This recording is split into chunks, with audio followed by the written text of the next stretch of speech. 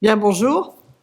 Je suis ravie de pouvoir rappeler que Michel Rocard, il n'y a pas très longtemps, nous avait appris d'abord à nous, j'ai envie de dire, à nous poser, à regarder les problèmes lentement, à ne pas se laisser emporter par les phrases à l'emporte-pièce ou par les slogans faciles. Et je suis tout à fait prête à recommencer ce chemin-là, malheureusement sans lui.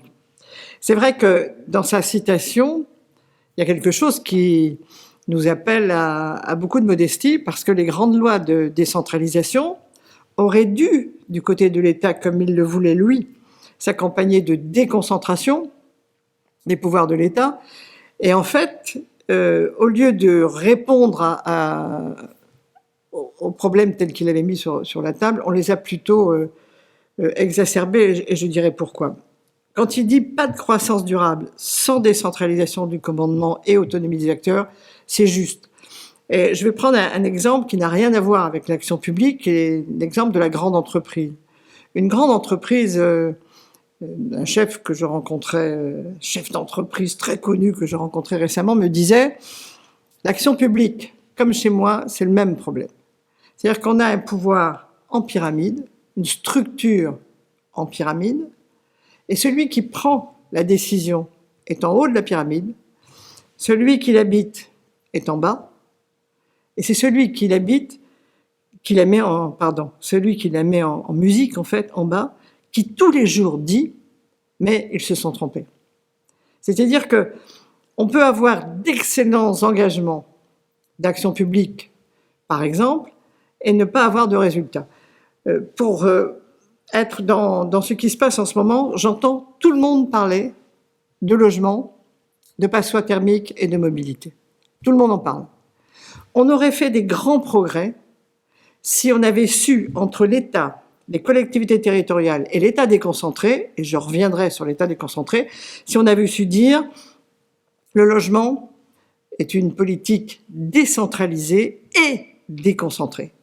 Décentralisée parce que l'occupation des sols dépend des maires et des agglomérations, pas de problème, et déconcentrée parce qu'à chaque initiative portée par l'État, on devrait avoir non pas simplement un préfet qui, pardonnez-moi l'image qui n'est pas juste, mais qui nous donne la feuille en disant en ce moment c'est ça qu'il faut faire pour avoir un petit peu de subvention.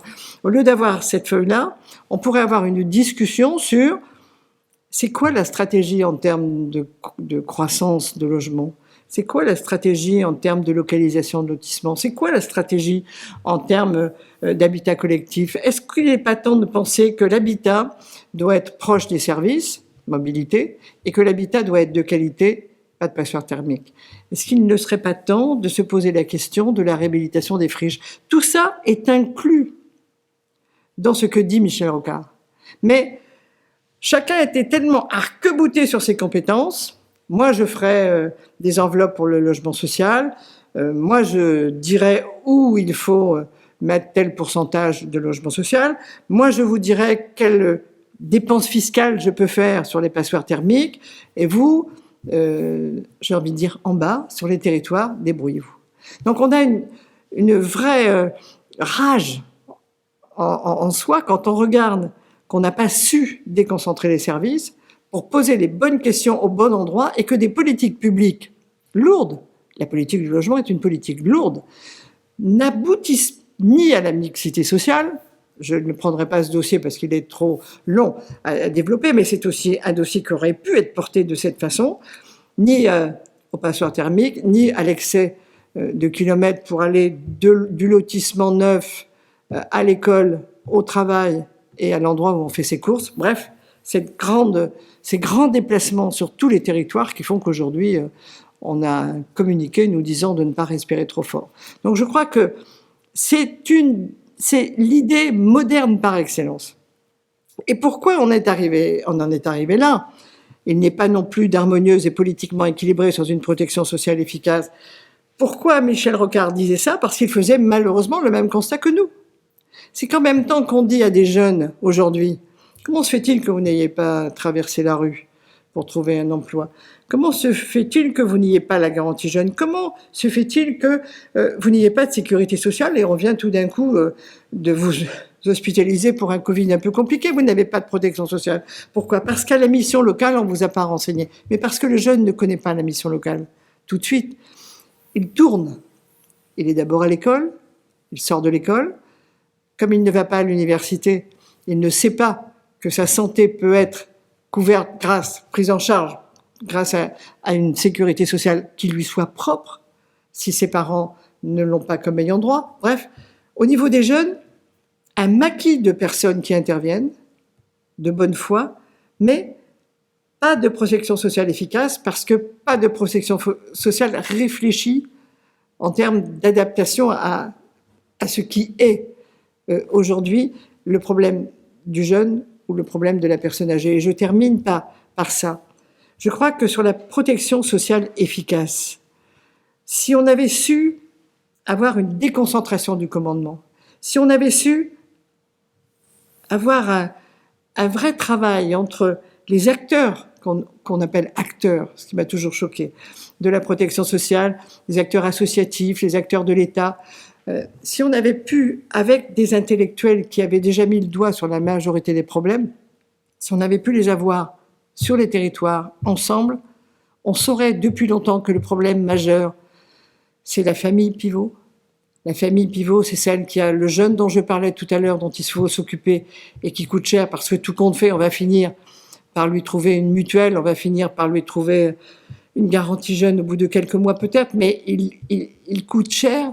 Et pourquoi il n'est pas forcément dans la bonne école au bon endroit? Parce qu'on n'avait pas les moyens de l'y mettre, parce que le logement n'a pas été adapté à sa situation. Et de l'autre côté, on a les grands-parents, dont la grand-mère en ce moment ne peut plus rester au domicile, et dont il va falloir trouver, et pour laquelle, il va falloir trouver une place pour qu'elle puisse vivre dans des belles conditions ou bonnes conditions, ce qui lui reste à vivre. Et la famille pivot, aujourd'hui, se trouve confrontée à l'absence de protection sociale efficace, alors qu'on dit tous que le système de santé est le meilleur en France, qu'on a tous, grâce à Michel Rocard, qui avait créé le RMI, évolué vers le RSA, et c'est bien, que ces personnes-là auront une convention collective qui s'adaptera à leur situation et un salaire correct. Bref, on pensait que tout allait bien, et non. Tant qu'on n'a pas réglé les problèmes des deux bouts, j'ai envie de dire, la jeunesse et la vieillesse, la famille pivot, au milieu, s'écroule. Et ça, c'est un des problèmes majeurs. Et quand on voit le vote Front National ou un polémiste candidat, on voit bien que ces familles qui se sont installées parce qu'on n'a pas posé la question du logement de qualité, se sont installées à 25 km de leur travail, qui ont été obligés d'acheter une voiture, puis d'acheter une seconde voiture parce qu'on ne travaille pas au même endroit, et puis parce qu'il faut aller conduire les enfants, parce que dans les petites communes où on leur a demandé d'aller, il n'y a pas de service. Logement, mobilité, mal travaillé. Et ces familles-là, qui ont, 1 500 € net chacun avant impôt, 3 000 €, ces familles-là dépensent beaucoup pour le jeune qui n'a pas trouvé de place avec Parcoursup, et donc qui est en train de errer pour trouver une formation professionnelle en alternance. La personne âgée dont on n'a pas pu tout de suite trouver le bon endroit, c'est-à-dire l'EHPAD public qui permettait de ne pas avoir une trop forte charge.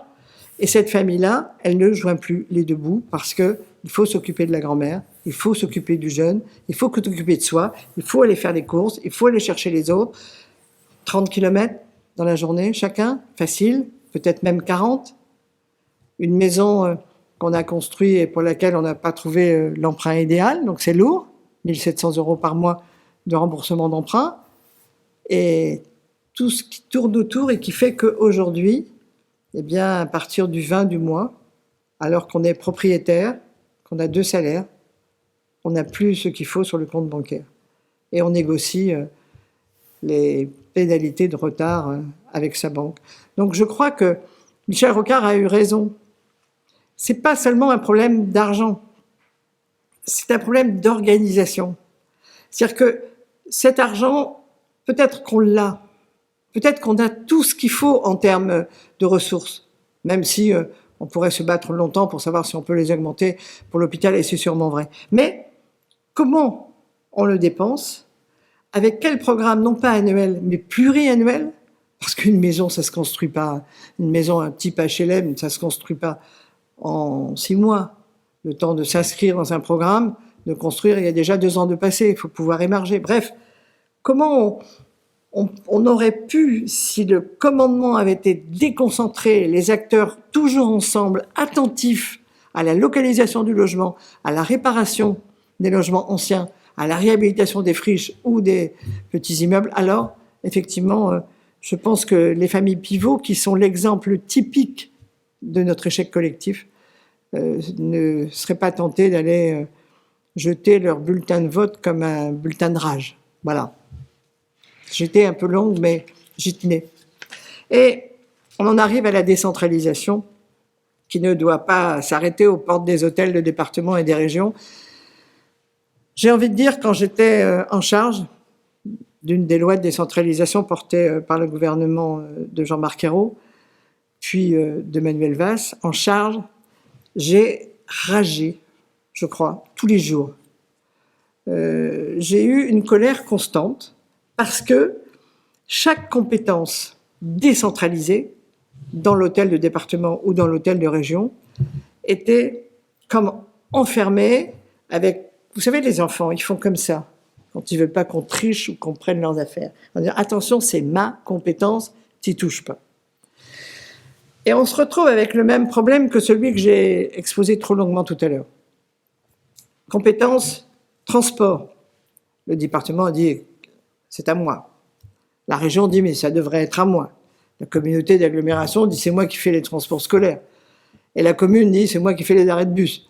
Et c'est moi qui sais combien j'ai d'enfants qui vont ici ou là. Oui, mais chacun refuse de déléguer sa compétence ou de la partager.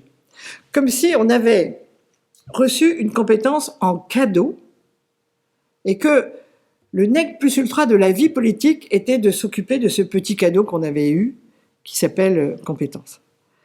Et je me suis battue, et avec cette colère, parce que le maire venait me dire, avec l'Association des maires de France, il se débrouille mal, madame.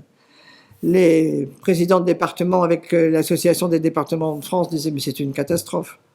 Ils ne m'écoutent pas, personne ne m'écoute. Et l'association, l'ARF, l'Association des régions de France, avec des gens bien implantés, qu'on connaît bien, viennent de me dire, mais faut pas leur donner, parce qu'ils sauront pas faire. Et la haute administration, derrière, me dit, et en plus, madame, vous n'auriez pas dû leur proposer ça, parce que ça, c'est sûr qu'ils ne sauront pas faire. Et parce qu'on n'a pas su dire, une compétence, c'est un droit à faire, mais c'est un droit qui ne donne pas toutes les solutions technico-politiques ou socialo-politiques. Donc, il faut qu'ensemble, vous puissiez dire, dans la région, prenons la Bretagne, une des meilleures régions de France, en Bretagne, par exemple, dire, revenons au logement. Où allons-nous faire le logement quand on a la loi littorale d'un côté, les meilleures terres maraîchères de l'autre? Où allons-nous construire? Pas construire sur les littorales, non, on va pas construire sur les... Et en fait, on va construire dans le petit village là-bas, où il n'y a pas de service, ce que je disais tout à l'heure. Et j'ai créé ce qu'on appelle la conférence territoriale de l'action publique pour casser les compétences enfermées, en disant, on va ouvrir les portes et les fenêtres des compétences, le président de la région, avec le préfet de région, présent, parce que l'État a transféré sa compétence, donc il doit regarder si tout va bien et si la loi est respectée, bien évidemment. Il peut aussi parfois apporter une enveloppe supplémentaire, bienvenue à cette enveloppe. Le préfet, le président de la région, le président du département, les présidents d'interco et les représentants des communes rurales. Chaque sujet peut être discuté. Et on peut avoir, je crois, cet éclairage de la vie qui, tout d'un coup, va faire qu'on va allumer la lumière sur les compétences et que quelqu'un va dire, mais oui, tu as raison, le transport, pour le transport scolaire, je vais te subdéléguer le transport scolaire, bien évidemment. Pour la réhabilitation des logements étudiants dont on parlait tout à l'heure, bien sûr, ça m'appartient, mais bon, je vais te passer cette compétence, te subdéléguer, déléguer cette compétence avec bien sûr l'enveloppe qui va, parce que tu sais mieux que moi à quel endroit on en a besoin et dans quel type d'urgence. Donc je pense que cette conférence, c'est pas renoncer à un pouvoir, c'est faire que le pouvoir soit au service des citoyens avec la meilleure rationalité possible et la meilleure efficacité possible. Et tant que la décentralisation aura ces blocs bien enfermés, tant que, en plus, la haute fonction publique continuera à dire « oui, mais je ne suis pas sûr qu'ils vont réussir ». Donc, moi, j'irais bien voir avec eux, mais pas dans un esprit de coopération, dans un esprit d'inspection. Et je pense que à la haute fonction publique, il faut aussi lui passer ce qui faisait, j'ai envie de dire, l'âme politique de Michel Rocard. L'écoute de l'autre, la recherche de l'efficacité, mais pas par l'inspection, par la coopération. Et je pense que c'est un mot majeur que moi j'ai appris avec cette école de pensée. On ne réussit entre acteurs de la vie publique que si on coopère. Or, on a créé de la concurrence entre les collectivités locales. Je le rappelle toujours, parce que plus je suis un maire qui cherche de la ressource et plus je vais essayer d'avoir des ateliers artisanaux, base fiscale. Et quand j'ai perdu la taxe professionnelle, je vais aller chercher une autre base fiscale, donc je vais essayer de faire du logement au maximum, même si je n'ai pas les services. Donc je pense que le message, c'est décentraliser la décentralisation. Il a raison. Et c'était en 1982. On est en 2022. On n'a pas réussi encore à casser ce que d'aucuns appellent, peut-être avec juste raison, des baronnies.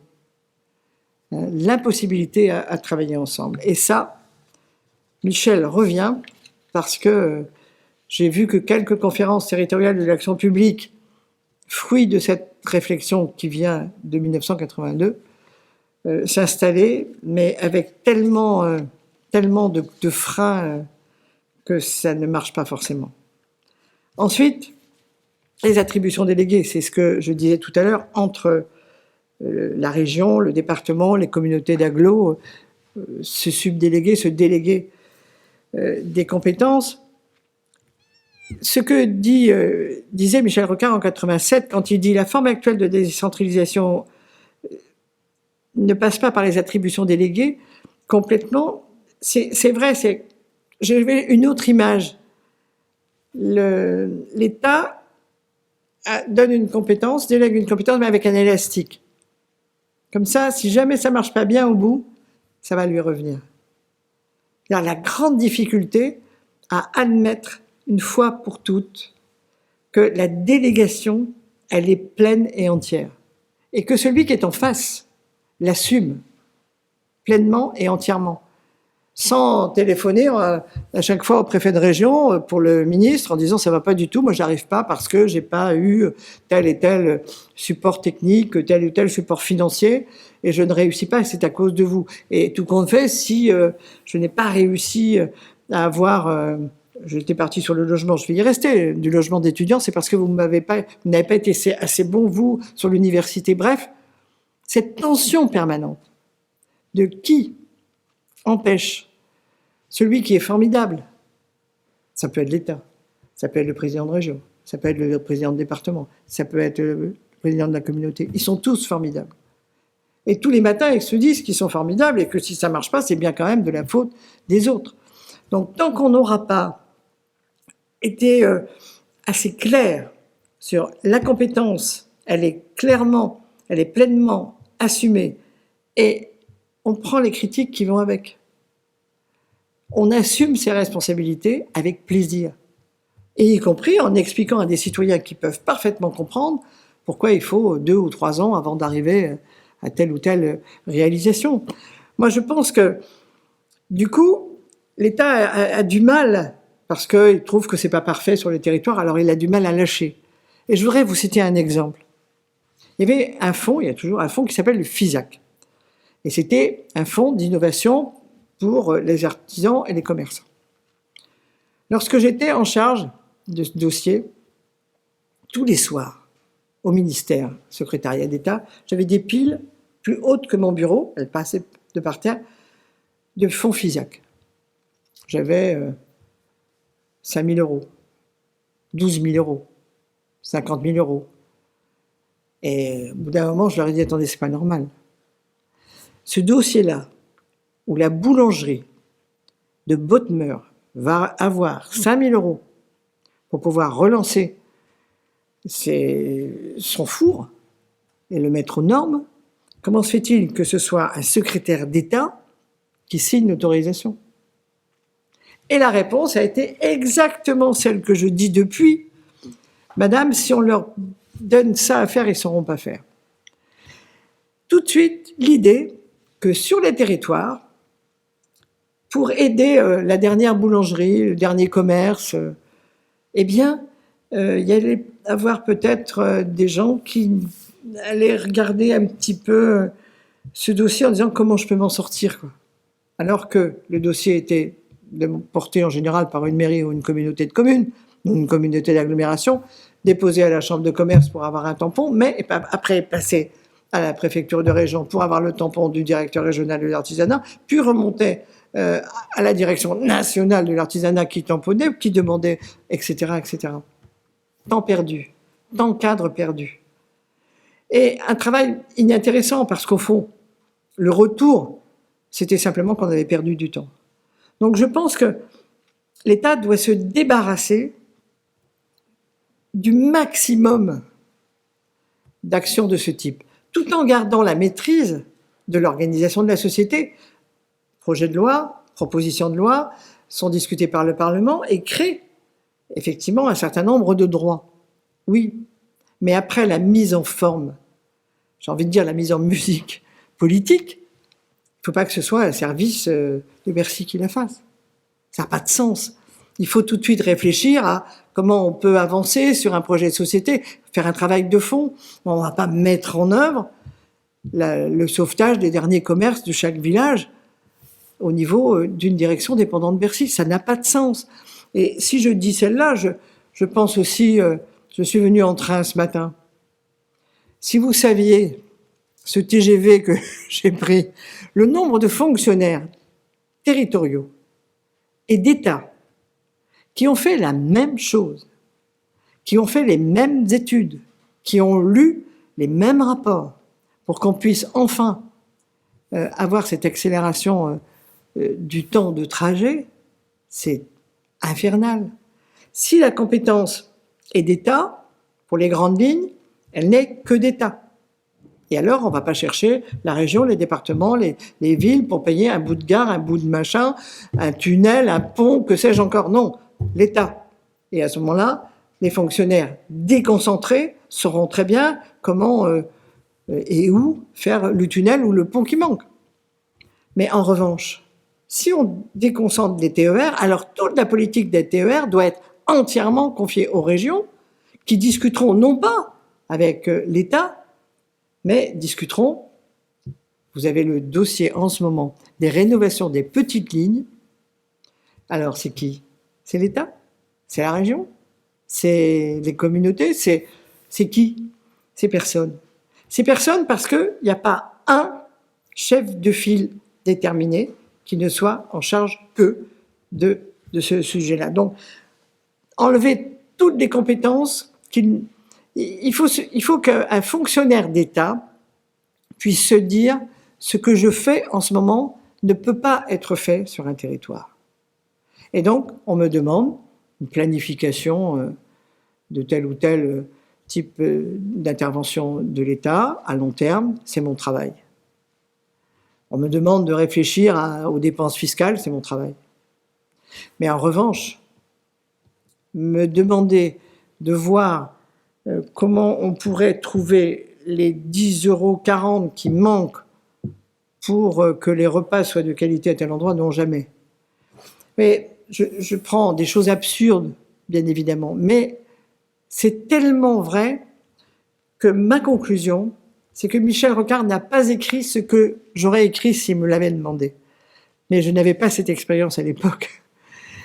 Le problème de la modernisation de l'État, le problème de l'interministérialité, le problème de la déconcentration, je dirais tout ce qui est l'avancée passer vers une action publique plus efficace n'est pas du domaine du Premier ministre.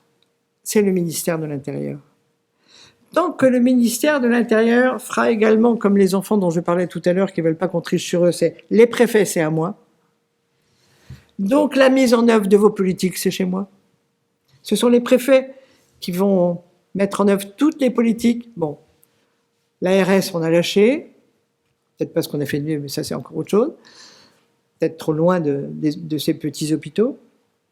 Bien sûr, les finances sont aussi sur les territoires, mais alors tout le reste, c'est moi. L'interministériel, c'est moi. Et c'est un rocardien, Premier ministre, allô Manuel, qui n'a pas voulu qu'on se dise une fois pour toutes, si on veut être sereinement au travail pour dire quelles compétences, entre guillemets, je délègue, j'attribue, pour être plus juste en termes de droit. Quelle organisation de l'État je mets en place? Comment je réussis à ce que l'État soit prospectif, qu'il ait des grandes stratégies, industrielles ou autres, mais que toute l'application des politiques soit aussi politiquement portée sur les territoires par une alliance entre des élus locaux et des services déconcentrés de l'État qui ont de réels pouvoirs et qui ne sont pas obligés de téléphoner à chaque fois au ministère. Comment je fais ça? Eh bien, moi, je reste persuadée que ce n'est pas le ministère de l'Intérieur qui peut porter cette évolution. Et que les comités interministériels n'ont été inventés que pour dépasser ça. Alors, sur tel et tel sujet, on va faire un comité interministériel. Quand on a commencé à faire des comités interministériels sur la modernisation de l'action publique, le ministre de l'Intérieur a dit non, ça m'appartient. C'est pas des réunions à Matignon qu'il faut faire, c'est des réunions au ministère de l'Intérieur, non. Je pense qu'il y a une erreur fondamentale. Le ministère de l'Intérieur est en charge de l'ordre public, de l'organisation globale de l'État, oui, bien évidemment. Mais quand il s'agit de discuter de compétences, de décentraliser, pourquoi est-ce le ministère de l'Intérieur qui est chef de file et non pas directement le Premier ministre, qui aurait un comité interministériel de la décentralisation, ou qui aurait un homme du plan, peut-être, comme on a déjà connu, même si maintenant l'homme du plan a disparu dans le brouillard, je ne sais pas où il est passé, mais oui, au niveau de l'organisation de l'État, il faut penser qu'on ne sera excellent que le jour où on aura lâché le maximum de compétences, mais avec un travail de fond en amont, bien évidemment, y compris en termes de recettes transférées, pas seulement de compétences, mais aussi de recettes. Ça ouvre sûrement d'ailleurs sur, je le crois, sur une réforme fiscale. On ne sortira de là que si c'est le Premier ministre qui est en charge, par exemple, des préfets de région, chargé à la fois d'application des politiques publiques déconcentrées avec des équipes réellement présentes, ils sont quand même pas nombreux, et si ils dépendent du Premier ministre et non pas du ministre de l'Intérieur. Qu'on garde les préfets comme chargés de l'ordre public dans les départements, oui, mais qu'il y ait quelqu'un qui soit en charge non pas de faire remonter au ministère, mais au contraire, de faire partir vers les acteurs capables d'aller jusqu'au bout d'une idée politique au départ, mais qui s'embourbent parce qu'on n'a pas la bonne chaîne de décision, alors c'est ça qu'on doit faire. Je sais pas, moi dans le débat qui s'ouvre, je ne suis pas arc-bouté sur une 6e République. Je dis qu'avec la 5e, on peut tout faire, à condition que le président reste à sa place. C'est pas tout à fait le cas, mais ça finira par arriver. En revanche, que l'organisation de l'action publique soit passée au tamis de ces diapositives-là, c'est-à-dire comment on passe de la grande déclaration superbe au fait que sur un territoire, une personne va voir son logement amélioré, sa note d'électricité diminuée, va pouvoir trouver à travailler pas loin de chez elle, ou plutôt à loger pas loin de son travail. Comment on va organiser ces bassins de vie? Et avec quelle garantie pour le citoyen que cette année, il a droit à ceci en dépenses fiscales parce que c'est l'année de la rénovation des chaudières, mais que l'année prochaine, s'il a loupé, si sa chaudière n'est rénovée qu'au mois de février suivant, il perdra un avantage. Bref, on arrête. On est plus sérieux que ça. Et je pense que peut-être la grande réforme, ce serait d'afficher vos diaporamas, comme on dit, vos idées, les signer Michel Rocard et les afficher peut-être devant chaque candidat au présidentiel, mais je dirais devant chaque élu potentiel ou chaque futur ministre. Et enfin, parce que j'ai été beaucoup trop longue, c'est la même chose pour les services à l'économie et la croissance durable. Le dynamisme économique tient pour l'essentiel à la puissance d'innovation, oui. Le seul endroit où on a pu, grâce à l'action publique, faire avancer la notion de « je vais chercher l'innovation à l'université ». L'innovation sort de l'université, ou sort des grandes écoles, ou sort d'un petit groupe de personnes. L'innovation, je vais la chercher. Et après, il faut qu'elle aboutisse à la création d'une entreprise. Ce sont les pôles de compétitivité. Les pôles de compétitivité parce que moi j'ai eu la chance de suivre un pôle de compétitivité sur tout ce qui dépend de la mer. Tout ce qui dépend de la mer, c'était bien d'aller voir ceux qui travaillent réellement sur la mer. Par ici, c'est le CNRS qui ont des unités de recherche très performantes, comme à Roscoff dans le Finistère ou à Saint-Malo. On va aller chercher pour savoir si on n'a pas dans la Manche quelques très belles innovations possibles. Eh bien oui, il y en avait. Les substituts du sang, avec un verre qui s'appelle la rénicole, c'est grâce à un pôle de compétitivité, grâce au fait qu'un conseiller régional en charge a dit tout d'un coup, mais si on mettait dans ce pôle de compétitivité en face le chercheur, celui qui est capable d'écrire un business plan, d'étudier un marché, et la banque, avec bien sûr le coup de main régional pour avoir une avance remboursable, pour pouvoir démarrer ou être logé dans une pépinière grâce à une communauté d'agglos, si on fait ça, ça marche. Donc on a vraiment, on a les outils, mais c'est pareil. Moi, je crois que rien ne s'est vraiment passé ces dernières années, depuis que l'État a gardé 70 pôles de compétitivité. Que voulez-vous qu'il fasse, l'État, avec 70 pôles de compétitivité? Quand on est arrivé au stade de la mise en musique, de la mise en œuvre, alors c'est la région, avec sa communauté d'agglos ou sa communauté de communes. Mais l'État, lui, doit être dans la stratégie industrielle. Il ne doit pas être dans le faire et te dire comment on va pouvoir trouver un substitut du sang. Non, c'est plus lui. En revanche, l'État doit financer les pôles de recherche. Et dans ce pôle de recherche, après, à nous, sur une région, sur un territoire, de voir comment entre les chercheurs, ceux qui font les business plans, ceux qui peuvent loger dans une pépinière, etc., ou faire des études de marché, comme je l'ai dit à l'instant, sont capables de porter. Donc je crois que c'est indispensable, et ça a été écrit en 1966. Et je crois que quand on voit les pôles de compétitivité, quand on entend le ministre de l'économie dire « Non, mais tu comprends, on ne peut pas leur transférer tout ça, les 70 pôles de compétitivité, sinon nous, on n'aura pas de bilan. » Eh bien, on n'avait pas de bilan. Parce que les 70 pôles de compétitivité au niveau de l'État ne pouvaient pas avancer suffisamment vite, puisqu'en fait, il fallait pratiquement que quelqu'un aille arracher l'information pour la décliner sur un territoire. Donc je suis persuadée que ça, c'est fondamental. Ça passe aussi par une réforme de la dotation globale de fonctionnement des communes parce qu'elle est injuste et que aujourd'hui, plus le pôle local est riche et plus il a les moyens de se développer. Donc on est en train de faire une erreur monumentale, de faire grossir nos métropoles et de les faire oublier leurs propres fonctions. Et ce sera sans doute important de dire qu'il se passe au niveau des métropoles ce qui s'est passé au niveau de l'État. C'est-à-dire qu'on recommence à concentrer et on oublie que si on concentre trop les pouvoirs, on ne va pas avoir les moyens et qu'on ne pourra pas faire face, par exemple, au logement, avec des prix qui sont en train de flamber, y compris ici, à votre porte, à notre porte de la Fondation. Bref, voilà, j'ai fait le tour de ce que j'avais envie de dire sur le fait que si on avait écouté Michel Rocard et si on avait bien voulu afficher ce diaporama dans tous les ministères pendant qu'on était au pouvoir et avant qu'on y revienne le plus vite possible, je crois qu'on aurait avancé beaucoup.